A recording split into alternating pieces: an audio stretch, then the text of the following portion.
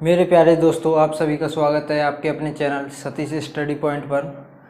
तो जैसा कि आपको पता है, कोरोना महामारी बहुत तेज़ी से फिर बढ़ गई है और आप इस बात से अंदाज़ा लगा सकते हो कि गवर्नमेंट एग्ज़ाम होना अभी फ़िलहाल तो मुश्किल है। तो टाइम ज़रूर लगेगा, तो आपसे निवेदन है कि आप बहुत अच्छी से तैयारी करिए। हम आपको बिल्कुल बेसिक से पढ़ा रहे हैं, बहुत ही बिल्कुल बेसिक से पढ़ा रहे हैं। हर एक बच्चे का सिलेक्शन होगा, सिर्फ कंडीशन ये है कि जो आपको पढ़ाया जा रहा है आप उसे फॉलो करिए। ये आपसे निवेदन है, तभी आपका सिलेक्शन होगा। अदरवाइज़ मुश्किल है, कंपटीशन ज़्यादा है, आप नहीं पढ़ोगे तो कुछ नहीं हो सकता। तो आइए शुरू करते हैं बिना किसी देरी के अपनी वीडियो को। हमने पिछली वीडियो में मैथ जितना पढ़ा दिया था, आज उससे आगे पढ़ाते हैं।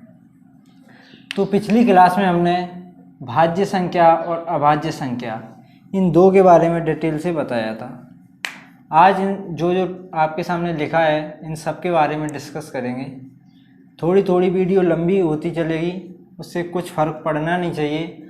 आपका काम है सिर्फ पढ़ना, जितना कंटेंट मिले आप उससे नॉलेज लो, पढ़ो, कंटिन्यू पढ़ते रहो। तो देखो, आज पढ़ेंगे पहले प्राकृतिक संख्या।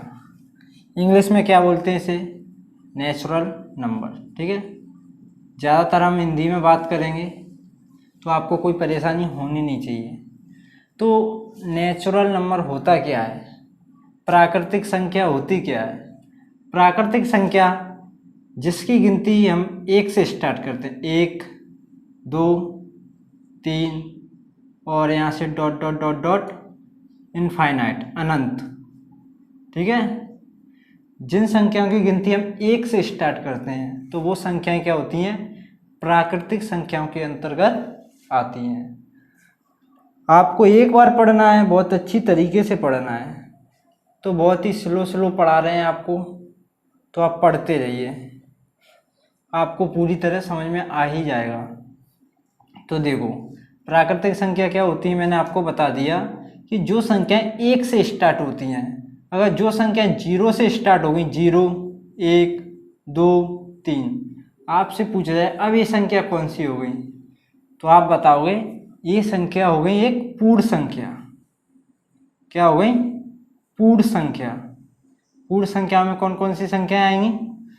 जिनकी गिनती हम, या तो हम ये भी बोल सकते हैं कि जो हमारी प्राकृतिक संख्या है उसमें अगर हम 0 को भी ऐड कर दें, 0 को भी जोड़ दें, तो वो संख्या हमारी पूर्ण संख्याओं में आ जाएंगी। ठीक है, तो हम बोल सकते हैं कि जो हमारी प्राकृतिक संख्या वो सभी हमारी पूर्ण संख्याओं में भी आती हैं। ठीक है ना, आती है कि नहीं? जो एक से गिनती होंगी वो एक से गिनती तो इसमें भी है, तो सभी ये वाली संख्या इसमें भी आती हैं। तो पूर्ण संख्या और प्राकृतिक संख्या में जो छोटा सा डिफरेंस है वो आपको पता चल गया होगा, क्योंकि इसकी गिनती 0 से स्टार्ट होती है और इसकी गिनती 1 से, और जाती है गिनती कहाँ तक? अनंत तक जाती है इसकी। ठीक है, जिसकी कोई सीमा नहीं है। ठीक है, हमारा प्राकृतिक संख्या हो गई, पूर्ण संख्या हो गई। इसको अभी छोड़ो, इसको अभी डिस्कस करेंगे। अब आते हैं सम और विषम। ठीक है, सम और विषम के बारे में आपको बताते हैं। सम संख्या जनरली सब लोगों को वैसे पता ही होगा सम संख्या क्या होती है। इंग्लिश में इवन नंबर बोलते हैं सम संख्या। सम संख्या होती क्या है? जो संख्याएं 2 से भाग हो जाती हैं, समझ रहे हो? जैसे कोई संख्या लिख दी 24, ये 2 से पूरी तरह कट जानी चाहिए। अगर ये संख्या पूरी 2 से पूरी कट जाती है, कोई शेषफल नहीं बचता है, तो ये संख्या कैसी हो जाएगी? सम संख्या। ठीक है, ऐसी संख्याओं को हम क्या बोलेंगे? सम संख्या। और सम संख्याओं को पहचानने का तरीका, कितनी भी बड़ी संख्या लिख दो, अगर उस संख्या के पीछे 0 2 4 6 और 8, कितनी भी बड़ी संख्या लिख दो, अगर उस संख्या के पीछे इनमें से कोई एक अंक आ जाता है तो वो संख्या किस में चली जाती है? सम संख्या में। क्योंकि अगर ए अंक आ गया, इनमें से कोई भी एक अंक आ गया, तो वो संख्या हमेशा 2 से भाग हो ही जाएगी। तो सम संख्या आप समझ चुके होंगे। इसके बाद बताते हैं आपको विषम संख्या। विषम संख्या जस्ट अपोजिट है इसकी। क्या रहता है इसमें? क्या है, जो कोई भी संख्या लिखी हो वो संख्या कभी भी 2 से डिवाइड नहीं होगी, डिवाइड होगी लेकिन पॉइंट में होगी। हमको चाहिए एक पॉइंट में नहीं, डायरेक्ट कटनी चाहिए, ठीक है ना। अगर डायरेक्ट नहीं कटती है, पॉइंट में आंसर देती है या जिसका कोई शेषफल बचता है, तो वो संख्या कहाँ पहुँच जाएगी, विषम संख्या के अंतर्गत पहुँच जाएगी। जैसे आपके सामने लिखा कोई संख्या 5 लिखी, अब इसमें 2 से भाग देना है आपको, तो आप क्या करोगे, 2 का पाड़ा 2 दूनी 4 और शेषफल बच गया, ये संख्या कटी नहीं, तो ये संख्या कहाँ पहुँचेगी, विषम या सम। तो आप बोलोगे सर इसमें शेष बच रहा है और जो 2 से कटती नहीं है वो संख्या कहाँ जाएगी, विषम संख्या में। ठीक है, तो मैं सोच रहा हूँ कि आपको ये समझ में आ गया होगा। अब आपको बताते हैं परिपूर्ण संख्या। अब आपको बताते हैं परिपूर्ण संख्या, जिसे बोलते क्या है, अपन इंग्लिश में भी परफेक्ट नंबर बोलते हैं। परिपूर्ण संख्या होती क्या है, इसे थोड़ा समझ लें आप। जैसे आपके सामने लिखा है, कोई संख्या लिखी 4, ठीक है, आप पहले इसके फैक्टर करो। इसके कितने फैक्टर होंगे, इसका एक फैक्टर होगा 1, इसका एक फैक्टर होगा 2 और एक फैक्टर होगा इसका 4। फैक्टर का मतलब जो संख्या है इसको डिवाइड कर दे, इसको भाग कर दे, पूरी तरह भाग चले जाए, वो इसके फैक्टर होते हैं। ठीक है, बताया अभी आपको पिछली क्लास में। 1 इसको भाग कर देगा, 2 इसको भाग कर देगा, 4 भी इसको भाग कर देगा। तो मेरे दोस्तों इसमें देखना क्या होता है हमको, जो इसका सबसे बड़ा फैक्टर है, जो इसका इस संख्या का जो संख्या दी है उसका सबसे बड़ा फैक्टर क्या है, इसका 4, 4 इसका सबसे बड़ा फैक्टर है। तो हमें देखना क्या होता है, जो शेष बचे इसके फैक्टर, जो शेष बचे इसके फैक्टर हैं, इन फैक्टर का योग, इन फैक्टर का योग सबसे बड़े फैक्टर है उसके बराबर आ गया तो ऊपर वाली संख्या क्या हो जाती है, एक क्या हो जाती है, परिपूर्ण संख्या हो जाती है, मतलब एक परफेक्ट नंबर हो जाती है। तो ऐसी हर संख्या नहीं होती है, कुछ संख्या हैं जो परफेक्ट नंबर है। ठीक है, तो जैसे इन दोनों का योग, यानी कि इन दोनों को आप ऐड करोगे, जोड़ोगे, 2 और 1 कितना होता है, 3, और सबसे बड़ा फैक्टर कितना है, 4। क्या ये दोनों बराबर हैं, आप बोलोगे नहीं सर ये बराबर नहीं है, तो मतलब 4 एक परफेक्ट नंबर यानी कि परिपूर्ण संख्या नहीं है। तो कौन कौन सी ऐसी संख्या हैं जो एक परफेक्ट नंबर है, एक परिपूर्ण संख्या है, तो आपको बता दें। जैसे एक संख्या लिखी हमने 6, ठीक है, इसके फैक्टर बताओ। सबसे पहले फैक्टर मतलब ऐसी संख्याएं जो इसको पूरी तरह भाग कर दें, इसमें भाग चले जाए। तो आप बोलोगे सर एक संख्या एक तो हर किसी का फैक्टर रहना ही है, ठीक है, एक संख्या 2, एक संख्या 3 और एक वो खुद, ठीक है, 4। इसके फैक्टर हुए 4, तो सबसे बड़ा फैक्टर कौन सा हुआ हमारा, 6। अब जो शेष बचे फैक्टर हैं हमारे, जो बाकी के फैक्टर हैं, यदि उनका योग, उन तीनों को जोड़ने पर जो आंसर बड़े वाले फैक्टर के बराबर आ गया तो ऊपर वाली संख्या हमारी एक परफेक्ट नंबर यानी कि परिपूर्ण संख्या हो जाएगी। ठीक है, तो हम जोड़ के देखते हैं। ये 3 फैक्टर इसके बचे हुए हैं, सबसे बड़ा फैक्टर क्या है, 6। इन सब का जोड़ कितना होना चाहिए, 6।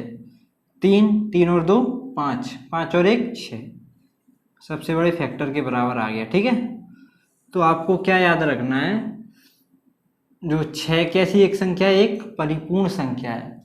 कंपटीशन में कई बार पूछा जाता है कि सबसे छोटा नंबर परिपूर्ण संख्या कौन सी है, ऑप्शन दे देगा आपको, लेकिन आपको पता ही नहीं है परिपूर्ण संख्या का मतलब क्या होता है, तो आप कैसे टिक करोगे इसे।